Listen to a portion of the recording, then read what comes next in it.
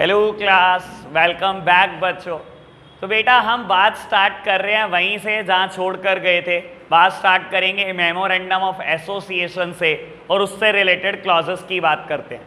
बेटा कल मैं बात कर चुका हूं कि मेमोरेंडम ऑफ एसोसिएशन 6 अलग अलग पार्ट में डिवाइडेड है, जिनको हम क्लोजेस ऑफ एमओए बोलते हैं। बेटा बाबू पहले क्लॉज का नाम है द नेम क्लॉज। बेटा सेकंड क्लॉज का नाम है रजिस्टर्ड ऑफिस क्लोज। और बेटा थर्ड क्लोज की भी चर्चा कर चुके हैं। थर्ड क्लोज का नाम है ऑब्जेक्ट क्लोज। बाकी चर्चा करेंगे प्यारे बच्चों, लेकिन आप मेरी तरफ देख रहे हैं, बहुत आराम से चीजों को समझने की कोशिश करेंगे। मैं पहले हल्का सा रिवीजन कराता हूं। बेटा MOA is divided into 6 parts. MOA के 6 अलग अलग टुकड़े हैं। मैंने 3 टुकड़ों का डिस्कशन कर लिया।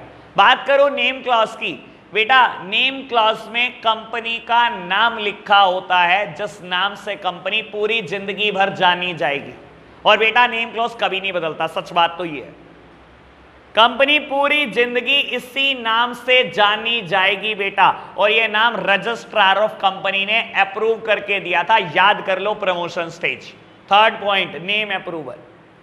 तो बेटा ये वही नाम है जो आरओसी ने अप्रूव करके दिया था जब आप प्रायोरिटी ऑर्डर में नाम भेजते थे। ये पहली वीडियो में भी है बेटा।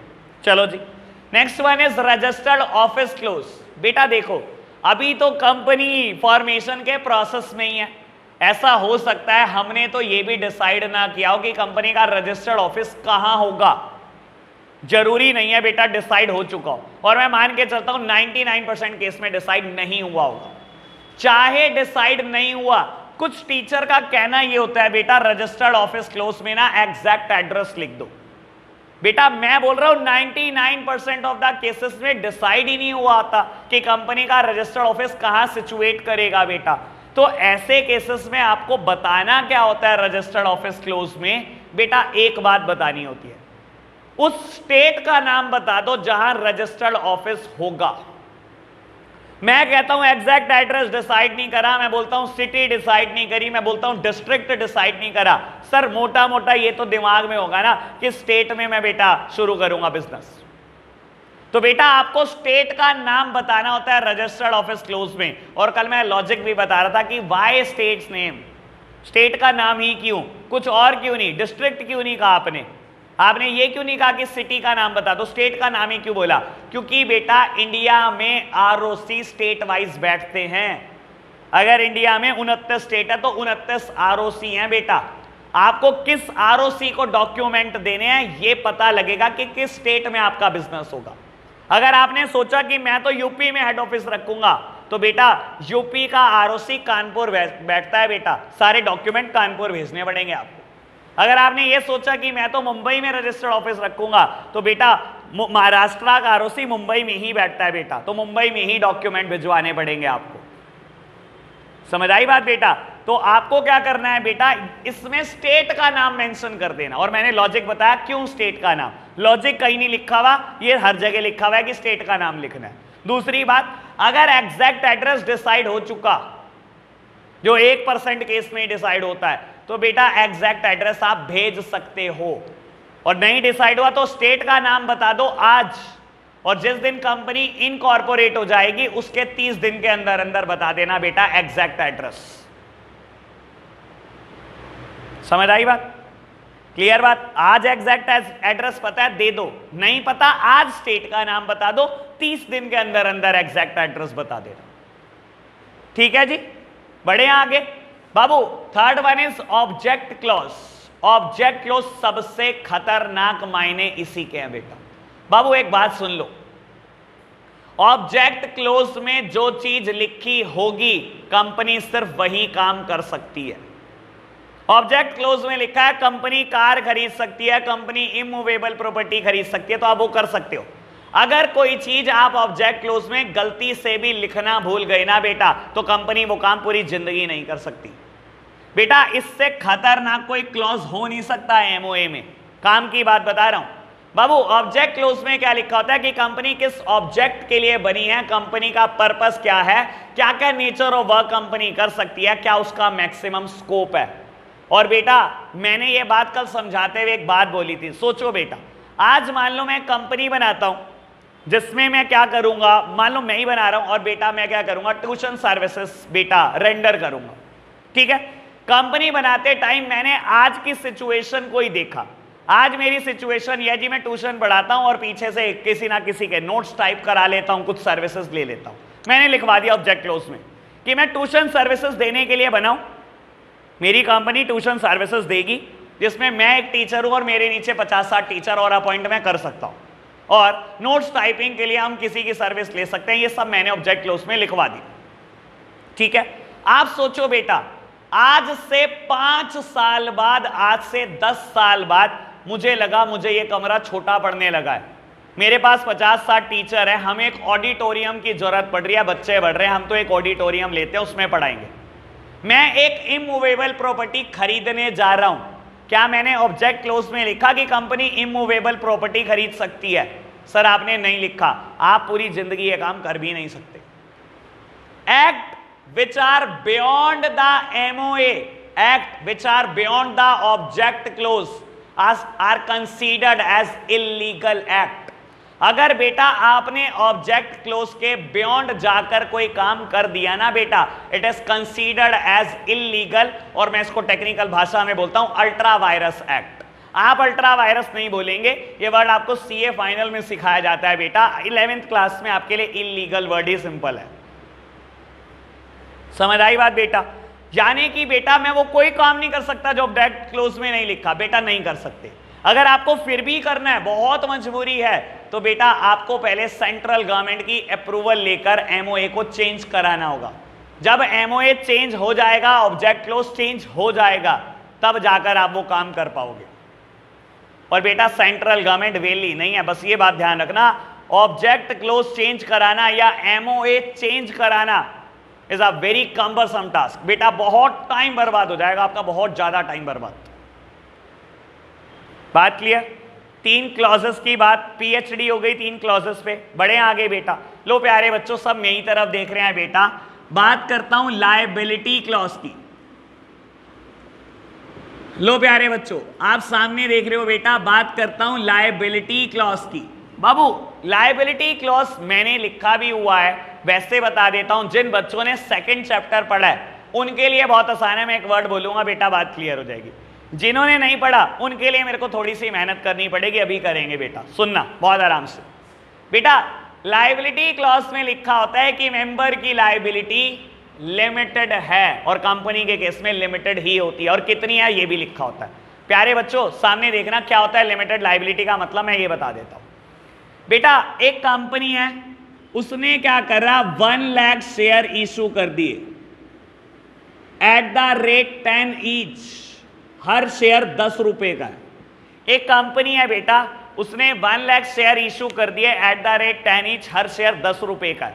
ठीक है जी, और बेटा मैं ही हूं मान लो कंपनी, और आज बेटा मुझे पूरे 10 लाख की जरूरत है नहीं, मैंने करे तो 10 लाख रुपए के शेयर इशू है, लेकिन मुझे जरूरत नहीं है, मुझे जरूरत है 7 लाख रुपए की। मैंने क्या करा, आप सब शेयर होल्डर थे, मैंने कहा आप एक काम करो शेयर होल्डर, आज ना अपने शेयर पे 7 ही 7 रुपए दे दो, 10 मत दो पूरे। आप सब ने 1 लाख शेयर मेरे खरीद लिए, मैं आप सब 10 देने को तैयार बैठे हो, मैंने कहा 10 मत दो, मुझे आज जरूरत नहीं है, मेरे से खर्च हो जाएंगे, आप एक काम करो 7 दे दो, 3 मुझे जब जरूरत होगी ना तब मैं ले लूंगा आपसे। आपने कहा बिल्कुल ठीक। आपने मुझे 1 लाख शेयर पर 7 रुपए दे दिए, यानी कि मुझे 7 लाख रुपए दे दिए और मैंने बिजनेस स्टार्ट कर दिया। ठीक है जी, मैं कहता हूं बेटा कल को भगवान ना करे ऐसा कुछ हो गया कि कंपनी के ऊपर 1 करोड़ रुपए का कर्जा चढ़ गया, 1 CR का कर्जा चढ़ गया। अब मैं क्या कहूंगा शेयर होल्डर, क्या करो, अपने घर बार बेच दो और मुझे पैसे दे दो? नहीं बेटा, कंपनी ये कभी नहीं कह सकती अपने शेयर होल्डर को कि अपना घर बार बेच दो। बेटा मेंबर की लायबिलिटी, आप सब मेंबर हो मेरी कंपनी के, आपकी लायबिलिटी लिमिटेड है। लिमिटेड लायबिलिटी का क्या मतलब हो सकता है, आप सिर्फ उतना ही पैसा मुझे दोगे जितना मैंने मांगा नहीं या जितना आपने दिया नहीं। इसको प्यार से बोलते हैं बेटा अनकॉल्ड अमाउंट और अनपेड अमाउंट। मैंने कितना कॉल नहीं किया अभी तक बेटा, 3 रुपए कॉल नहीं करे बेटा 1 लाख शेयर पर, और आपने 3 ही रुपए अनपेड रह गए हैं बेटा 1 लाख शेयर पर। आप कितना दोगे, मेरे ऊपर कितना भी कर्जा चढ़ जाए, आपने 3 लाख रुपए देने, आपने कहा जी नमस्ते, खत्म। मेंबर की लायबिलिटी कंपनी के केस में लिमिटेड है, मेंबर का कोई घर नहीं बिकता कभी भी। कंपनी जाने कहां से लाएगी पैसे, मेंबर कुछ नहीं देगा। मेंबर सिर्फ वही पैसे देगा जो अनकॉल्ड हैं या अनपेड हैं बेटा, दैट्स इट। यही लिखा होता है लायबिलिटी क्लॉज में, इससे ज्यादा कुछ नहीं लिखा होता। बढ़े आगे जी। लो प्यारे बच्चों, सामने देखना 5th क्लॉज नोट्स में रह गया लिखना, नोट्स में नहीं लिखा हुआ बेटा, मैं पहले ही बता रहा हूं, सब मेरी तरफ देख रहे हैं, समझेंगे बहुत आराम से। कैपिटल क्लॉज, कैपिटल क्लॉज, लो प्यारे बच्चों, कैपिटल क्लॉज में क्या लिखा होता है पहले समझेंगे, कोई लिखने पे ध्यान नहीं देगा बेटा, एक लाइन लिखवानी है लिखवा दूंगा, टेंशन मत लो, पहले समझ लो क्या लिखा होता है। अंशिका, हाँ जी इधर ही, इधर बाबू बात करेंगे कैपिटल क्लॉज की। कैपिटल क्लॉज का क्या मतलब है और क्या लिखा होता है कैपिटल क्लॉज में? Maximum amount of capital that can be raised from the general public. मेरी तरफ देखना बेटा, क्योंकि मैं लॉजिक के साथ क्लियर करूंगा। बाबू, क्या एक कंपनी को पावर दे दें कि आप अनलिमिटेड पैसा रेस कर लो पब्लिक से? मैं कंपनी हूं बेटा, मुझे पावर दे दे कि आप अनलिमिटेड पैसा रेस कर लो पब्लिक से, पता है क्या होगा बेटा? अगले दिन की फ्लाइट की टिकट बुक होगी सिंगापुर की, आज पैसे इकट्ठे होंगे बेटा, और फिर आपको पता है बेटा क्या हो रहा होगा, बाय बाय इंडिया। ठीक है ना सर? किसी कंपनी को अनलिमिटेड पावर नहीं दी जा सकती। सुन लो बहुत आराम से इस चीज को, हम कैपिटल क्लॉज में लिखते हैं maximum amount of capital that can be raise from the general public, और ये एक अथॉरिटी कहती है हमें लिखने को। अथॉरिटी का नाम बाद में बताऊंगा बेटा, पहले काम की बात सुनो। बाबू, कितनी होगी मैक्सिमम अमाउंट ऑफ कैपिटल, ये कैसे डिसाइड होगा? क्या अभी तक कंपनी बन गई? अभी तक तो कंपनी बनी ही नहीं भाई, तो कैसे डिसाइड करोगी कि कंपनी कितना पैसा ले सकती है? सुनो जी, आपने एमओए पे साइन कराए थे 3 डायरेक्टर के, याद है आपको? कल बात करी थी मैंने बेटा, कल की वीडियो में बात आई है। बाबू, मेमोरेंडम ऑफ एसोसिएशन पे 3 डायरेक्टर के साइन कराए थे। आज बुलाया जाएगा उन तीनों डायरेक्टर को कि बता दो, डिक्लेयर करो आपके पास कितनी कितनी प्रॉपर्टी है। एक डायरेक्टर ने बताया कि मेरे पास 5 करोड़ की एसेट है, दूसरे ने बताया कि मेरे पास 10 करोड़ की एसेट है, तीसरे ने बताया मेरे पास 2 करोड़ की एसेट है। टोटल मिलाकर आप तीनों के पास 17 करोड़ की एसेट है। इसके बेसिस पे डिसाइड किया जाता है कि आज आप कितने पैसे ले सकते हो। आपको क्या कहा जाएगा? 17 करोड़ से कुछ अमाउंट कम दे दी जाएगी, आपको कहा जाएगा ले लो पब्लिक से इतने पैसे। कैसे डिसाइड करा बेटा? डायरेक्टर की फाइनेंशियल साउंडनेस देखी हमने, ठीक है ना? अब समझने की कोशिश करना कितना लॉजिकल है। मान लो बेटा आपको कह दिया गया कि आप 10 करोड़ रुपए रेस कर सकते हो, क्योंकि डायरेक्टर के पास मिलाकर 17 करोड़ रुपए, आपको कह दिया आप पब्लिक से 10 करोड़ रेस कर लो।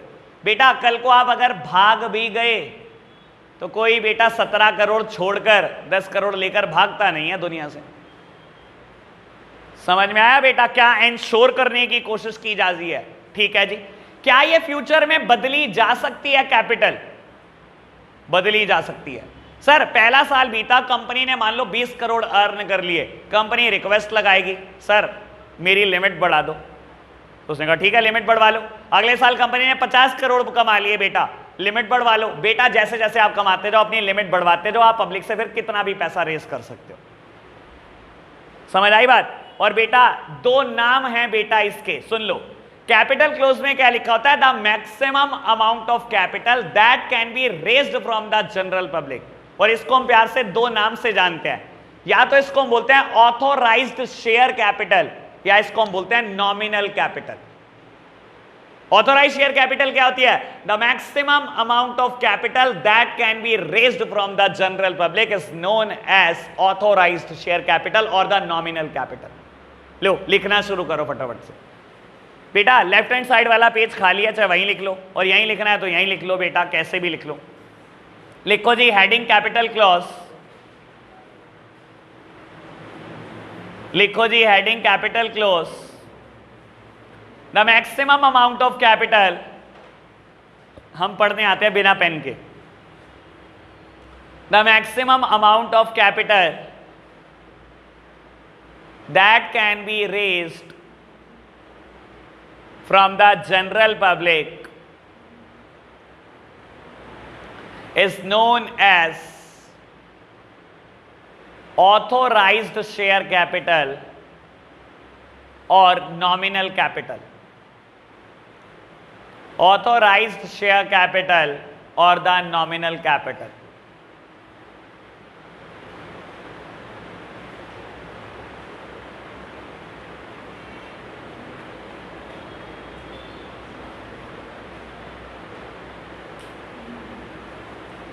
बात क्लियर जी? लो प्यारे बच्चों, सामने देखना, मेमोरेंडम के 5 क्लॉज सब सामने देख रहे हैं मेरी तरफ, सबसे काम की चीज है बेटा, और अभी एक केस स्टडी का जिक्र करने वाला हूं मैं अगले ही सेकंड। सामने देखना बेटा, मैंने मेमोरेंडम के 5 क्लॉज की बात करी, the name clause, registered office clause, object clause, liability clause, capital clause, और बेटा 6 का भी जिक्र करूंगा, एसोसिएशन क्लॉज। नेम क्लॉज में कंपनी का नाम, रजिस्टर्ड ऑफिस क्लॉज में बेटा स्टेट का नाम जिसमें registered office propose to be situated है, और अगर एग्जैक्ट एड्रेस डिसाइड हो चुका है तो एग्जैक्ट एड्रेस। ऑब्जेक्ट क्लोज में कंपनी क्या क्या काम कर सकती है सब लिखवा लो जो आपको लगता है, ठीक है जी। कैपिटल क्लॉज, मैक्सिमम कितने फंड रेज कर सकते हो पब्लिक से, ये लिखा होता है। लायबिलिटी क्लॉज, ये लिखा होता है कि मेंबर की लायबिलिटी लिमिटेड है, कंपनी आपके ऊपर कितना भी कर्जा चढ़े कभी भी मेंबर घर बार आपके लिए नहीं बेचेंगे। Last one is association clause, खैर ये सबसे टुच्ची बात है, इसमें कुछ काम का नहीं है। एसोसिएशन क्लॉज में क्या होता है बेटा, डायरेक्टर लिख कर देते हैं कि हमारे नाम ये हैं, मान लो 3 डायरेक्टर हैं तो तीनों डायरेक्टर अपने नाम बताएंगे, अपने एड्रेस बताएंगे और बोलेंगे कि हम एमओए के अकॉर्डिंग कंपनी बनाने को तैयार है और फ्यूचर में क्वालिफिकेशन शेयर भी बाय कर लेंगे। बेटा जिसने कल की वीडियो देखी उसको पता होगा क्वालिफिकेशन शेयर क्या होते हैं, जिसने नहीं देखी देख लेना। एसोसिएशन क्लॉज बिल्कुल सिंपल, डायरेक्टर बताएंगे मेरे नाम ये हैं, हमारे एड्रेस यही है, हम एमओए के अकॉर्डिंग कंपनी बना रहे हैं, कोई भी इलीगल काम नहीं करेंगे और हम क्वालिफिकेशन शेयर फ्यूचर में बाय कर लेंगे जब भी शेयर इशू होंगे। दैट्स इट, एमओए खत्म। काम की बात केस स्टडी सुनना और समझदार बच्चे एक बार में आंसर करना। पेपर में केस स्टडी आएगी बेटा, डायरेक्ट क्वेश्चन नहीं आने वाला, और अगर आप यहां बैठकर हर लेक्चर आराम से सुन लेते हो बेटा तो मुझे नहीं लगता कि कोई दिक्कत आपको आने वाली है। बाबू केस स्टडी ये आती है, 2 कंपनियां हैं, 2 कंपनियां क्या एग्जैक्टली सेम एमओए के साथ बनाई जा सकती हैं? सर ऑन लॉजिक, दिल नहीं बोलना चाहिए आपका, मुझे लॉजिक बताना। क्या 2 कंपनियां, मान लो मैंने एक कंपनी के लिए एमओए बनाया, मैं चार्टर्ड अकाउंटेंट सीए लिखता है बेटा एमओए एओए, मैंने कंपनी के लिए एमओए बनाया, मेरे पास कोई दूसरी कंपनी का डायरेक्टर आया कह रहा मैं कंपनी बनाना चाहता हूं, क्या मैं same MOA exactly the same MOA पेल सकता हूं कि नहीं पेल सकता? क्यों सर, क्यों? बिल्कुल बिल्कुल काम की बात। सर देखो 5 क्लॉज बिल्कुल सिमिलर हो सकते हैं लेकिन नेम क्लॉज कभी सिमिलर नहीं हो सकता। सर आपको याद होगा अगर आपने कल वाली परसों वाली वीडियो देखी है तो, बेटा इंडिया में 2 कंपनी कभी भी सेम नाम से रजिस्टर्ड हो ही नहीं सकती, तो मैं बोलता हूं 5 क्लॉज डिफरेंट हो सकते हैं, सॉरी 5 क्लॉज सिमिलर हो सकते हैं लेकिन नेम क्लॉज तो डिफरेंट होगा ही होगा। आप समझो, क्या रजिस्टर्ड ऑफिस सेम हो सकता है? हो सकता है, एक कंपनी ग्राउंड फ्लोर पे और दूसरी फर्स्ट फ्लोर पे, एड्रेस सेम। क्या बेटा ऑब्जेक्ट क्लॉज सेम हो सकता है? हो सकता है बेटा। क्या capital clause, liability clause same हो सकता है? हो सकता है बेटा। क्या एसोसिएशन क्लॉज सेम हो सकता है? सब कुछ सेम हो सकता है, लेकिन बेटा नेम क्लॉज कभी सिमिलर हो ही नहीं सकता।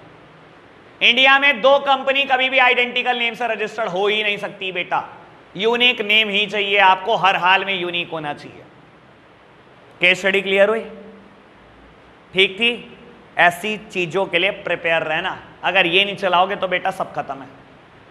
बढ़े आगे जी, चलो सेकंड इंपॉर्टेंट डॉक्यूमेंट की बात करते हैं बेटा, जिसको हम प्यार से बोलते हैं आर्टिकल ऑफ एसोसिएशन। लो प्यारे बच्चों, बहुत आराम से इस बात को समझना, मैंने एमओए की बात कर लिया, अब एओए की बात करते हैं। बाबू कल मैं एमओए और एओए का डिफरेंस बता रहा था। एमओए बताता है कंपनी की रिलेशन विद आउटसाइडर और एओए बताता है कंपनी की रिलेशन विद इनसाइडर। कंपनी कभी भी इनसाइडर से डील करेगी, एओए पड़ेगी। कंपनी कभी भी आउटसाइडर के साथ डील करेगी, हमेशा एमओए पड़ेगी, ठीक है ना। MOA is the rank 1 document in a company. अगर मैं बात करूं रैंक की तो एमओए से इंपॉर्टेंट कुछ भी नहीं। MOA is the principal document, MOA is also known as charter of the company. तीन नाम है इसके, रैंक 1 डॉक्यूमेंट बोल दो, प्रिंसिपल डॉक्यूमेंट बोल दो, चार्टर ऑफ द कंपनी बोल दो। AOA is the secondary document, is a rank 2 document, is a subsidiary document. कुछ बोल लो बेटा, इसकी रैंक 2 है, लेकिन बस ये बात समझ लो, ठीक है ना बाबू। एओए में लिखा क्या होता है? Rules and regulation for the internal management. Company के अंदर का मैनेजमेंट कैसे चलेगा, उसके रूल्स एंड रेगुलेशन लिखे होते हैं। पता है कितने कितने क्लॉजेस लिखे होते हैं? खुद लिखता हूं भाई, 110 क्लॉज, 110 क्लॉज। चलो जी आज 110 पढ़ेंगे बेटा। एओए में कुछ क्लॉज नहीं है बेटा, कुछ नहीं पढ़ना, बड़ी सिंपल सी बात बेटा। इसे हम एक और नाम से जानते हैं, सुनते जाओ, काम की बात है बेटा। नोट्स में एक भी काम की बात नहीं लिखी होती, कसम खा के बता रहा हूं। इसका एक और नाम है बेटा, इसको बोलते हैं डॉक्ट्राइन ऑफ इंडोर मैनेजमेंट। क्या बोलते हैं बेटा? Doctrine, doctrine of indoor management. Doctrine का मतलब रूल्स एंड रेगुलेशन से ही होता है। चाहे तो बोल लो रूल्स एंड रेगुलेशन लिखे होते हैं इंटरनल मैनेजमेंट के, चाहे लिख लो रूल्स एंड रेगुलेशन लिखे होते हैं इंटरनल अफेयर्स के, चाहे बोल लो डॉक्ट्राइन ऑफ इंडोर मैनेजमेंट, ये सारे नाम इसी के ही हैं बेटा। समझ आई बात? ठीक है ना। एक काम की बात बाबू, अगर कोई कंपनी एमओए ना बनाए तो काम चल जाएगा? नहीं चलेगा बेटा, रैंक 1 डॉक्यूमेंट बनाना पड़ेगा हर हाल में। लेकिन काम की बात सुनना, अगर कोई कंपनी एओए ना बनाए तो काम चल जाता है। कैसे समझते हैं बेटा? एओए बनाना जरूरी नहीं होता किसी भी कंपनी के लिए, बना लो वेल एंड गुड। आप नहीं बनाना चाहते ना, तो हमारे पास ना एक लॉ है, कंपनीज एक्ट 2013, नया नाम, पुराना नाम था इसका कंपनीज एक्ट 1956। बेटा कंपनीज एक्ट 2013 में ना एक जगह पर टेबल एफ करके एक चीज दी गई है। टेबल एफ में ना इन्होंने समझाया कि किसी भी कंपनी का एओए ना दिखने में ऐसा हो सकता है। इन्होंने अपने आप में बेटा 100 से ज्यादा क्लॉज बनाकर दिए। माना जाता है अगर कोई कंपनी अपना एओए ना बनाए तो ऑटोमेटिकली उसके ऊपर टेबल एफ लगने लग जाती है, ठीक है ना। कंपनीज एक्ट 1956 में इसका नाम टेबल ए था। मैंने आज तक नोट्स में टेबल ए लिखा हुआ है, आप काट के क्या कर लोगे, इसका नाम टेबल एफ। सुन लो बेटा मैं क्या बोल रहा हूं, काम की बात। आप एओए बनाते हो, बहुत अच्छी बात, वही एओए आपके ऊपर लग जाएगा। आपको लगता है यार मुझे एओए नहीं बनाना, तो बेटा मत बनाओ आर्टिकल ऑफ एसोसिएशन। आपके ऊपर क्या होगा, कंपनीज एक्ट 2013 का टेबल एफ लगने लग जाएगा। इसमें 100 से ज्यादा क्लॉज दिए गए हैं, वही क्लॉज ऑटोमेटिकली आपके ऊपर इंप्लीमेंट होने लग जाएंगे। एमओए के बिना गाड़ी नहीं चल सकती, एमओए तो बनाना ही बनाना, कंपलसरी है। एओए बनाना या नहीं बनाना, इट इज टोटली ऑप्शनल। बनाया तो वही लगेगा, नहीं बनाया तो टेबल एफ लगेगी। ठीक है प्यारे बच्चों, अभी हमें आप एक काम करते हैं, एमओए और एओए को रीड करते हैं, फिर प्रॉब्लम्स, फिर आगे बढ़ेंगे बेटा। तो बेटा अभी आप देखोगे कि हमने ना 2 डॉक्यूमेंट्स प्रिपेयर कर लिए। एक एमओए प्रिपेयर कर लिया जिसके अपने आप में 6 क्लॉजेस थे, एक एओए प्रिपेयर कर लिया बेटा 110 120 क्लॉज, कितने भी लिखवा सकते हो आप, ठीक है ना। तो इतने बड़े बड़े 2 डॉक्यूमेंट प्रिपेयर कर लिए। अब 4 डॉक्यूमेंट और चाहिए हमारे को बेटा। खैर ये हैं बहुत सिंपल, बाकी 4 डॉक्यूमेंट, इसमें कोई ज्यादा दिक्कत नहीं है। सबसे पहला डॉक्यूमेंट है कंसेंट ऑफ प्रपोज्ड डायरेक्टर। देख लो बेटा एक बार, हेडिंग का नाम है कंसेंट ऑफ प्रपोज्ड डायरेक्टर। बता दूं बेटा ये ऑलरेडी प्रिपेयर्ड है, कल पढ़ा था, याद करो मेरी तरफ देखो बेटा। मैंने आपको कहा था बादाम खाने शुरू करो, आपको कुछ याद नहीं आता जब मैं याद कराता हूं तो बाबू याद करो कल की 4th heading, promotion stage 4th heading थी बेटा क्या, fixing up signatories to the memorandum of association. Memorandum पे साइन करने वाले लोग तय कर लो। और बेटा जब हम डायरेक्टर तय करते हैं ना, उनसे एक रिटर्न कंसेंट ले लेते हैं। और ये लॉजिक आपको समझ में आ जाएगा जब कल वाली वीडियो देख लोगे आप कि क्यों ले लेते हैं उनसे रिटर्न कंसेंट। क्लियर बात? मेरे लिए डॉक्यूमेंट प्रिपेयर हो गया, ठीक है ना। जिसने वीडियो नहीं देखी यार घूरो मत यार, मेरी गलती नहीं है कसम से, तुमने नहीं देखी, ठीक है ना, मुझे डरा रहे हो तुम यार। चलो आगे समझ आएगा, कोई नहीं, एक आधी हेडिंग नहीं आ रही समझ, टेंशन मत लो। मैंने पहले ही कहा था 60-70% समझ में आएगा। आगे बढ़ते हैं बेटा। 4th heading is agreement. लो जी ये आपके लिए सबके लिए नई बात है, सब देख रहे हैं मेरी तरफ, सामने देखना, सब सामने देख रहे हैं बेटा। कहता है एग्रीमेंट करा लो। अब किससे एग्रीमेंट कराना है ये समझ लो बेटा। लो प्यारे बच्चों, सब सामने देख रहे हैं, किससे एग्रीमेंट कराना है मैं ये बता रहा हूं। बाबू कंपनी में ना बहुत सारे बोर्ड ऑफ डायरेक्टर हो सकते हैं, और आपको बता देता हूं as per companies act 2013 a company में have a maximum 12 board of director. एक कंपनी में ज्यादा से ज्यादा 12 बोर्ड ऑफ डायरेक्टर हो सकते हैं, और 12 कम नहीं होते बेटा। और बेटा इसमें से कुछ बोर्ड ऑफ डायरेक्टर बड़े special kind of board of director होते हैं, ठीक है ना। आपने नाम सुना होगा कभी मूवीज में बेटा इनका, मैं उन्हीं का ही नाम ले रहा हूं बेटा। ये special kind of board of director होते हैं। एक होता है एमडी, नाम सुना है ना बेटा, एमडी मतलब मैनेजिंग डायरेक्टर, ठीक है ना।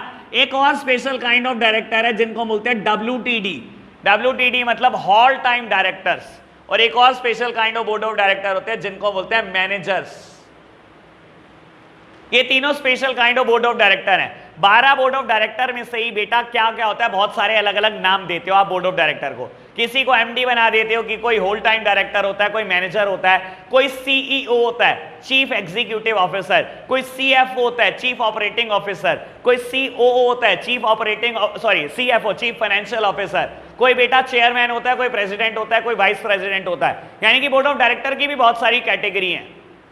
हमने इतना डिटेल नहीं जाना, लेकिन बेटा 3 नाम पता होने चाहिए बेटा। ये कुछ special kind of board of director हैं, इनके साथ ना एग्रीमेंट जरूर लिखवा लेना। एग्रीमेंट किस चीज का, क्या एग्रीमेंट में लिखवाना चाहिए बेटा। ये कंपनी के ना सबसे तगड़े लोग हैं, managing director, whole time director, manager. सही मायने में ना कंपनी चली इनके दम के ऊपर रही होती है।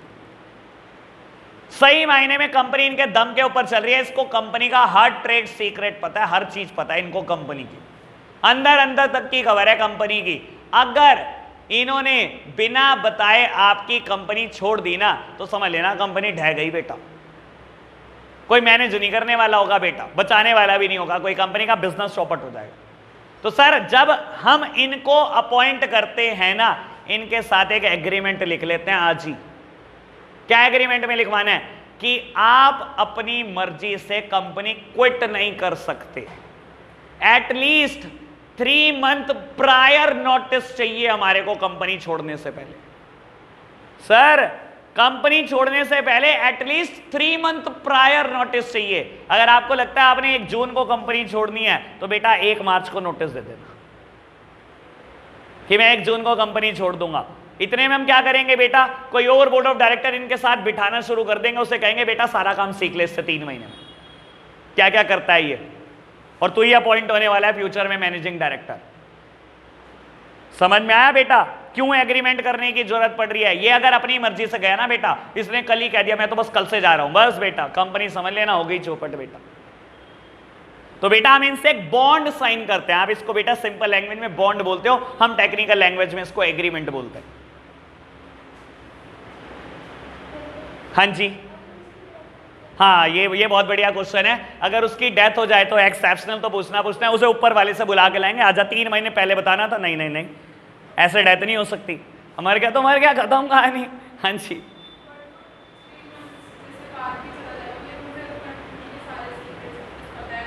बाबू वो कहीं ना कहीं एडवांटेजियस पोजीशन में तो होता ही है, लेकिन हम किसी को रोक थोड़ी सकते हैं। जा तो सकता ही है ना अपनी मर्जी से। उसको लगता है कि मेरी रेम्यूनरेशन अच्छी नहीं है, आप तो 5 ही लाख सैलरी दे रहे हो, दूसरी कंपनी मुझे 10 लाख ऑफर कर रही है। तो बेटा अगर हम 10 लाख देने की पोजीशन में नहीं, हम क्या कहेंगे, चला जाइयो भाई 3 महीने तो बैठ। एमडी एमडी एमडी एमडी, ठीक है जी, बात समझ में आई बेटा। एग्रीमेंट क्लियर है। बट क्या एग्रीमेंट कराना है, किससे कराना है बेटा, एग्रीमेंट कराना है इन 3 लोगों से। एग्रीमेंट कराना क्या है बेटा, कि आप अपनी मर्जी से कंपनी नहीं छोड़ सकते। ठीक है ना जी, बात क्लियर। आगे बढ़े बेटा, 5वां डॉक्यूमेंट। लो जी, 5वां डॉक्यूमेंट है स्टैच्यूरी डिक्लेरेशन। अगेन बेटा मैं फिर बोल रहा हूं बेटा, स्टैच्यूरी मतलब क्या होता है वैसे ये बताओ। स्टैच्यूरी का मतलब होता है एज पर लॉ, और डिक्लेरेशन बेटा कुछ डिक्लेयर करना। और इंडिया में अगर कोई भी चीज कहीं डिक्लेयर करनी हो ना बेटा, हमेशा डिक्लेयर की जाती है on stamp paper.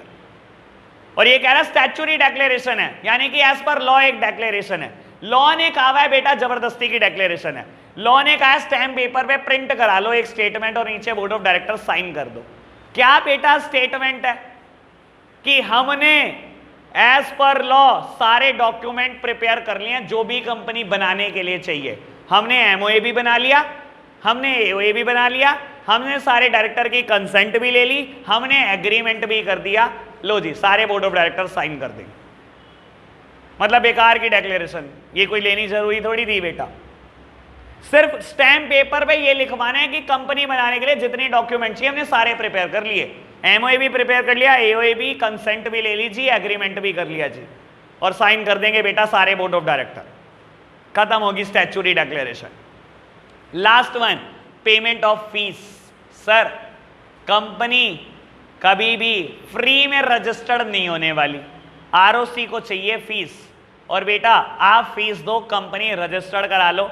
Approximately legal fees 2,500 से 3,000 रुपए रहती है लीगल फीस, ठीक है ना बाबू। और यहाँ बात हम लीगली करने बैठे हैं, विद्या का मंदिर है ये, कोई गलत बात नहीं करनी बाबू, ठीक है जी। 2,500 से 3,000 रुपए लीगल फीस है, वो देनी है आपको, और कंपनी रजिस्टर्ड, ठीक है जी। और आज की तारीख में बता देता हूं, पुराने जमाने में पेमेंट ऑफ फीस का प्रूफ होता था आपके पास। कैसे प्रूफ होता था? आप बैंक जाते थे, चालान जमा करते थे, बैंक स्टैम्प करके आपको पेपर देता था कि हाँ जी आपने 3,000 रुपए जमा कर दिए। और आज की तारीख में आपके पास प्रूफ क्या होता है? क्योंकि हम डिजिटल वर्ल्ड में जा चुके हैं, आज की तारीख में हम जब पेमेंट करते हैं ऑनलाइन, जी पे से करते हैं, फोन पे से करते हैं, इंटरनेट बैंकिंग से करते हैं, डेबिट कार्ड, क्रेडिट कार्ड, तो उसका एक रेफरेंस नंबर मिलता है हमारे को। वो रेफरेंस नंबर प्रूफ होता है कि हमने पेमेंट कर दिया। समझ आई बात? 6 डॉक्यूमेंट बना लिए बेटा आपने, और आपको बता देता हूं सब मेरी तरफ देख रहे हैं बेटा, अभी रीड करेंगे बहुत आराम से। बाबू इस टॉपिक का नाम था document required to be submitted. और कल मैंने जब ये टॉपिक स्टार्ट करा था, मैंने क्या बोला था आपको? मैंने कहा देखो टॉपिक का नाम है document required to be submitted, और ये कब सबमिट होने वाले हैं? ये तो लिखा हुआ है document required to be submitted. मैंने बताया था ये इनकॉर्पोरेशन के टाइम पर सबमिट होने वाले, जो हमारी सेकंड स्टेज है। और मैंने बोला था जैसे ये टॉपिक खत्म होगा समझ लेना इनकॉर्पोरेशन खत्म हो गया। यही बोला था ना बेटा कि जैसे ये टॉपिक खत्म होगा इनकॉर्पोरेशन खत्म हो गया। अभी आप देखोगे जैसे ये 6 हेडिंग खत्म हुई है, एक टॉपिक दिया गया पोजीशन ऑफ प्रमोटर, दिया गया 3 लाइन का, पढ़ेंगे इसको। उससे नीचे टॉपिक क्या दिया गया? इनकॉर्पोरेशन। पॉइंट देखना कितने लिखे हैं? 8। लो मैंने पहले ही बोला खत्म करूंगा, 1 सेकंड में खत्म कर रहा हूं। लो सुन बेटा, इनकॉर्पोरेशन का सिंपल मतलब क्या होता है? सिंपल मतलब जान लो। इनकॉर्पोरेशन का मतलब होता है रजिस्ट्रेशन। इनकॉर्पोरेशन का मतलब होता है रजिस्ट्रेशन कराना, यानी कि कंपनी अब रजिस्टर्ड होने जा रही है। आज मोहर लग जाएगी बेटा कंपनी के ऊपर, आज लगेगी मोहर जब इनकॉर्पोरेशन पूरा हो जाएगा। और बेटा इनकॉर्पोरेशन कराने के लिए आपको 8 डॉक्यूमेंट देने हैं। कौन से 8? 6 ही तो पढ़े हमने। सर बेटा आपके पास सच में 8 डॉक्यूमेंट है, आपको पता नहीं है, मैं बताता हूं। एमओए है आपके पास, मेरी तरफ देखो फटाफट से। एमओए है, AOA, consent of propose director, agreement, statutory declaration, payment of fees, ये तो 6 हैं। 2 और है। आरओसी ने नेम अप्रूवल करके एक डॉक्यूमेंट दिया होगा आपको कि कंपनी आप पूरी जिंदगी इस नाम से जानने जाओगे ठप्पा, उसकी फोटो स्टैट कराना 7वां डॉक्यूमेंट। 8वां डॉक्यूमेंट, सर कंपनी रजिस्टर्ड हो रही है, आज एग्जैक्ट एड्रेस बता दो। सर याद आया? सर रजिस्ट्रेशन तो हो ही नहीं सकता बिना एग्जैक्ट एड्रेस के, आज तो बताना ही पड़ेगा आपको। रजिस्टर्ड ऑफिस क्लोज के टाइम पर नहीं बताया था ना, इनकॉर्पोरेशन के टाइम पर बताना जरूरी है। समझ में आया? 8 डॉक्यूमेंट कौन से? 6। यही नेम अप्रूवल 7वां, और बेटा एग्जैक्ट एड्रेस कि कंपनी को अगर आपने कभी भी कुछ बोलना हो, नोटिस भेजना हो, सम्मन भेजना हो, किस जगह पे भेजोगे? इसी जगह पे भेजोगे, एग्जैक्ट एड्रेस तो बताओ। क्लियर बात? अब हम रीड करेंगे बेटा इनकॉर्पोरेशन। तसल्ली से बता रहा हूं 2 प्रॉब्लम आएंगी, एमओए वाले पॉइंट में और एओए वाले पॉइंट में प्रॉब्लम आएंगी। अगर आपकी नहीं तो मेरी है, तैयार रहो। प्रॉब्लम या तो आप पूछ लेना या मैं पूछ लूंगा। रीड करो। चलो जी बेटा, अभी एक काम करते हैं, मैंने पहले ही बोला कि एओए और एमओए में प्रॉब्लम हमें आने वाली है। तो बेटा एमओए का पॉइंट एक बार ढंग से रीड करेंगे बड़ी तसल्ली के साथ। इधर देख रहे हैं सब मेरी तरफ। बेटा इसने बोला इनकॉर्पोरेशन के टाइम पर आप 8 डॉक्यूमेंट सबमिट करने वाले हो, जिसमें पहले और दूसरे नंबर के डॉक्यूमेंट है एमओए और एओए, और 6 अदर डॉक्यूमेंट है। और एमओए और एओए में हमें प्रॉब्लम आई है क्या, समझते हैं बहुत आराम से। बेटा आप जो प्रॉब्लम पूछ रहे हो ना, सही मायने में मेरी नजर में तो वो प्रॉब्लम ही नहीं है, मैं तो किसी और चीज का जिक्र करने वाला हूं। इसने लिखा है MOA duly signed, duly stamped and witnessed. Sir आ जाओ, आपको जिस चीज में प्रॉब्लम नजर नहीं आती, मनीष को तो प्रॉब्लम ही उसी चीज में नजर आती है। लो सुनो, कहता है एमओए साइंड होना चाहिए, एमओए स्टैम्प्ड होना चाहिए, और एमओए सबसे खतरनाक वर्ड विटनेस्ड होना चाहिए। लो प्यारे बच्चों, सब सामने देख रहे हैं मेरी तरफ, बहुत आराम से चीज को समझेंगे। सर कहता है एमओए साइन होना चाहिए, साइन करेगा कौन, याद कराता हूं बेटा, चैप्टर 2, जिसने कंपनी की वीडियोस पढ़ी हैं बेटा, जिसने कंपनी के बारे में सब कुछ मुझसे समझा है। सर पब्लिक कंपनी में कम से कम 7 मेंबर होते हैं, कम से कम 3 डायरेक्टर होते हैं। प्राइवेट कंपनी में 2 मेंबर होते हैं मिनिमम, और 2 ही मिनिमम बोर्ड ऑफ डायरेक्टर होते हैं। बेटा पहले मेंबर, पहले डायरेक्टर वही बनते हैं जो एमओए पे साइन करते हैं। सर अभी तक मेंबर कहां से आए, एक प्रमोटर ही तो था जिसने सोचा कि कंपनी होगी, कहां से आए मेंबर, 7 कहां से आ गए आप, तो कौन 7 मेंबर बनेंगे, जो 7 लोग साइन करेंगे एमओए को, वो 7 लोग मेंबर बनेंगे।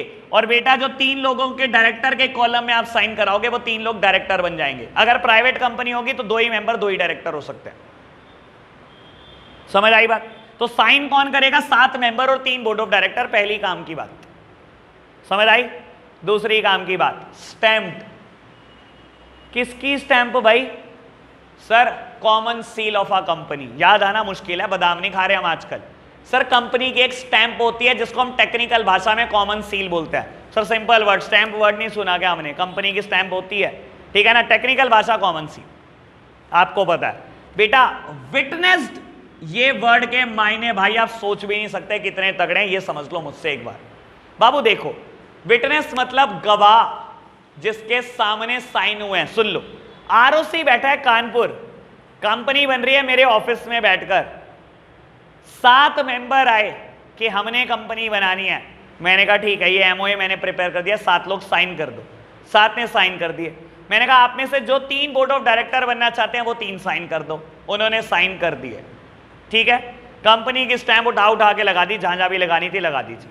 विटनेस, सर आरओसी को कैसे पता ए ने साइन करे हैं, बी ने करे हैं, सी ने करे हैं, डी ने करे हैं, ई ने करे हैं, एफ ने करे हैं, जी ने, वो कैसे जानेगा बेटा किसने साइन करे? वो तो बैठा है कानपुर, आप कर रहे हो साइन मेरे ऑफिस में बैठकर। बेटा आरओसी कहता है 2 गवाह के सामने साइन करना। और एक बात बता दूं बेटा, किसी की गारंटी लेना ना आज की तारीख में इज अ सीरियस क्राइम। अगर आप किसी चीज को विटनेस कर रहे हो ना, आप सोच भी नहीं सकते इसके कितने खतरनाक इंपैक्ट है। तो बेटा वो अपने साथ 2 लोग लेकर आए और उन 2 लोगों ने गवाही दे दी कि इन 7 लोगों ने मेरे सामने साइन किया। ध्यान रखना, कल को साइन में कोई भी गड़बड़ निकली ना, 2 लोग भी नपेंगे, आप सोच भी नहीं सकते। आपको गवाही देना किसी का बता देता हूं क्या होता है, चलो समझा देता हूं एक बार, एक एक्स्ट्रा बात में लेकर जाता हूं। एक इंसान लोन के लिए अप्लाई कर रहा था, पार्थ, ठीक है ना। हाँ ऐसी सारी बातों मुझे पता नहीं क्या बात है, पार्थ याद आता है। बेटा पार्थ ने लोन के लिए अप्लाई करा 10 लाख बैंक में। बैंक ने कहा पार्थ ऐसे तो लोन देंगे नहीं, एक गारंटर लिया, इसका बेस्ट फ्रेंड रमन। रमन जाकर गारंटी दे आया पार्थ के 10 लाख के लोन की। सर आप सोच नहीं सकते बेटा गवाही देना कितना बड़ा क्राइम है। रमन ध्यान रखियो इसका। तो बाबू मान लो, और मान के लो ऐसा होना ही है, पार्थ ने पहली किस्त नहीं दी बैंक की, दूसरी की तो नौबत ही नहीं आनी। पार्थ ने पहली किस्त नहीं दी, बैंक ने नोटिस भेज दिया कि पार्थ किस्त जमा कर दो अपनी। पार्थ कह रहा देखेंगे सोचेंगे। 1 महीना बीत गया, 2 महीना बीत गया, 3 महीना बीत गया, दूसरा नोटिस भेज दिया पार्थ को, 3 महीने हो गए कि पार्थ किस्त दे दो, इसने फिर किस्त नहीं दी। तीसरा नोटिस भेज दिया, तीसरे नोटिस के बाद पार्थ को नोटिस आना बंद। नोटिस आएगा विटनेस को कि आपने गवाही करी है, आओ 10 लाख पहले आप आकर जमा करा दो। मैं पहले ही कह रहा हूं तेरे को, पार्थ से बच के रहा, तो मानता नहीं बात को। हाँ जी बेटा बात समझ में आई, किसी की गवाही करना मजाक नहीं है, किसी की गारंटी लेना मजाक नहीं है, समझ आए बात, ठीक है ना। तो बेटा आरओसी बैठा है कानपुर, उसको कैसे पता कि किन 7 लोगों ने साइन करे? वो 2 लोग गारंटी ले रहे कि मेरे सामने साइन हुआ है, ये मतलब होता है विटनेस का। सर अब मेरा ख्याल बिल्कुल क्रिस्टल क्लियर हो जाएगा पॉइंट नंबर 1 एंड 2। विटनेस बनता कौन है? किसी को भी बना सकते हो, मैं वैसे तेरी नॉलेज के लिए बता सकता हूं, ठीक है ना। जिसने काम लीगल करना है वो कुछ भी कर सकता है। जब मेरी पार्टनरशिप फर्म बन रही थी और रजिस्टर्ड हो रही थी तो मैंने और मेरे पार्टनर ने साइन करे, और विटनेस किसने करा? मेरे फादर और उसके फादर, कि हमारे सामने साइन हुए। तो आप किसी को भी विटनेस बना सकते हो, कोई भी XYZ विटनेस हो सकता है। फंसेगा विटनेस, मतलब जितनी लायबिलिटी उस इंसान की है जिसने साइन करे हैं उतनी लायबिलिटी विटनेस की भी है, बाहर नहीं निकल सकते आप। क्लियर हुई बात? एक लास्ट टॉपिक करेंगे, पोजीशन ऑफ अ प्रमोटर, जो 3 लाइन का टॉपिक मैंने छोड़ा है, और फिर छुट्टी। और जैसे ही छुट्टी का नाम हम लेते हैं वैसे ही कंसंट्रेशन बच्चे की डबल हो जाती है ऑटोमेटिक, पता नहीं क्या बात होती है, बच्चे को खुशी अलग होती है, अरे छुट्टी होने वाली है अब तो पढ़ ही ले भाई 3 पॉइंट। लो प्यारे बच्चों, बात करते हैं पोजीशन ऑफ अ प्रमोटर की। बेटा हल्की सी चर्चा इस पर, लेकिन एक केस स्टडी से बन सकती है बहुत बढ़िया। लो सामने देखना बेटा, प्रमोटर कौन होता है? अभी आपने मुझसे बहुत अच्छे से पढ़ा है पहले लेक्चर में कि कौन प्रमोटर होता है। वही पर्सन जो आइडिया लेता है, वही होता है ना प्रमोटर बेटा, जिसने आइडिया लिया और कंपनी बनाने के लिए सारे रिसोर्सेस को ऑर्गेनाइज करा, इकट्ठा करा, उसको हम प्यार से प्रमोटर बोलते हैं। कहता है प्रमोटर की पोजीशन क्या होती है? सुनना, सब सामने देख रहे हैं बेटा मेरी तरफ। Promoter is not the agent of the company nor the trustee of the company. Agent मतलब नौकर। सर प्रमोटर कोई नौकर है क्या कंपनी का? नहीं, प्रमोटर कोई एजेंट नहीं होता भाई, नौकर नहीं होता कंपनी का। प्रमोटर कोई ट्रस्टी है क्या कंपनी का? ये कोई ट्रस्ट बना रहे हो आप, कोई दान पुण्य का काम करने वाले हो कंपनी में? नहीं बेटा। कहता है प्रमोटर ना तो कंपनी का एजेंट होता ना ही ट्रस्टी होता। Promoter stands in a fiduciary relationship with company. Sir काम का वर्ड है और यही वर्ड ऐसे लिख कर आना है। Promoter stands in a fiduciary relationship with the company. कहता है प्रमोटर की कंपनी के साथ जो बेटा रिलेशन है वो फिड्यूशरी है। फिड्यूशरी मतलब a position based on trust and faith. Sir सुन लो, ऐसा क्यों कह रहा है कि प्रमोटर की पोजीशन ट्रस्ट और फेथ की पोजीशन है कंपनी के साथ? काम की बात, मैं लॉजिक बताऊंगा, ये लिखे नहीं होते, एक भी नोट्स में मेरे लॉजिक नहीं लिखा होता बेटा, पहले लॉजिक समझ लेना। कहता है प्रमोटर आपकी जो पोजीशन है ना कंपनी के साथ वो फिड्यूशरी पोजीशन है, यानी कि जो आपकी पोजीशन है वो ट्रस्ट पर बेस्ड है, वो फेथ पर बेस्ड है। ऐसा क्यों कह रहा है? सुनो सर, कंपनी ना आज इनकॉर्पोरेट हुई है, आज कितने बड़े बड़े स्टेप कर लिए हमने, पूरा प्रमोशन निपटा लिया, पूरा इनकॉर्पोरेशन निपटा लिया, हजारों डॉक्यूमेंट बना लिए, सब खर्चे कर लिए। ये सारे खर्चे, सुन लो बेटा ये काम की बात है, ये सारे खर्चे इनकॉर्पोरेशन तक के, अभी तक तो कंपनी बनी नहीं थी, इनकॉर्पोरेशन पे कंपनी बनी है, अभी तक के सारे खर्चे प्रमोटर कर रहा है अपनी जेब से, अपनी जेब से।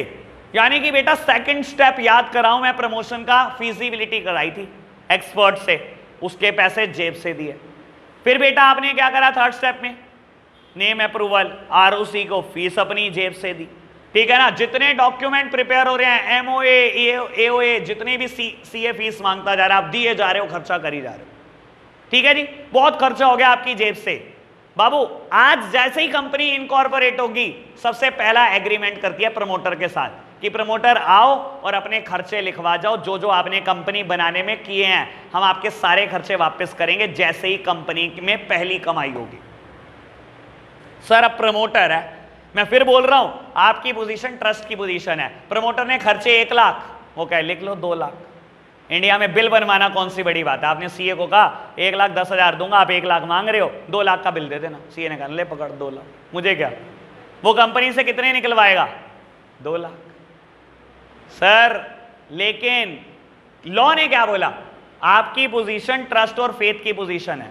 11th क्लास के बच्चे तो वैसे ही इमेजिन कर सकते हैं ट्रस्ट और फेथ हमारा किस किस के साथ होता है। ये गर्लफ्रेंड बॉयफ्रेंड की बात नहीं चल रही यार, मतलब गलत मत सोचो, तुम तो ट्रस्ट को भी अलग ही लेके जाते हो भाई, ठीक है ना जी। बात समझ में आई बेटा? Promoter stands in a fiduciary relationship with company, आपकी पोजीशन ट्रस्ट और फेथ की पोजीशन है, आपको हर हाल में ऑनेस्ट रहना चाहिए। कंपनी से उतने ही पैसे निकलवाओ ना जितने आपने खर्चे हैं भाई, झूठ क्या बोलना। खत्म। रीड करेंगे हम पोजीशन ऑफ अ प्रमोटर। फिर छुट्टी कर रहे हैं। तो आज के लिए इतना ही रखते हैं बच्चों, बाय बाय।